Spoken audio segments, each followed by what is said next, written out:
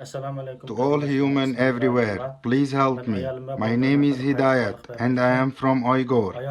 Today I got the proof that my wife and children are in the concentration camps in China. The story began when we was in Egypt in the 20th of June 2016.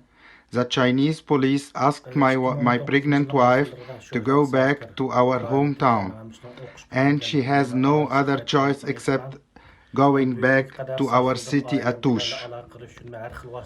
Since 2018, I didn't hear anything from them or about them. I tried every way to contact them, but I always failed.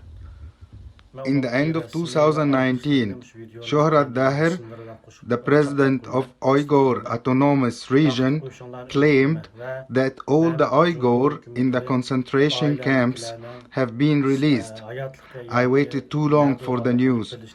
I waited for any information about my family. I tried all possible ways to contact them, but I got nothing. You can help me. My wife's name is Attila Saidullah. Her address is as showing below. This is a photo for the last time I saw my daughter in 2017, and I didn't see my son since he was 5 months old. Now he is 2.5 years old and he don't know me at all. Please help me to find my family by sharing this video, as this is the only way to make the authorities say the truth or give me any information about them. You can help, just share it.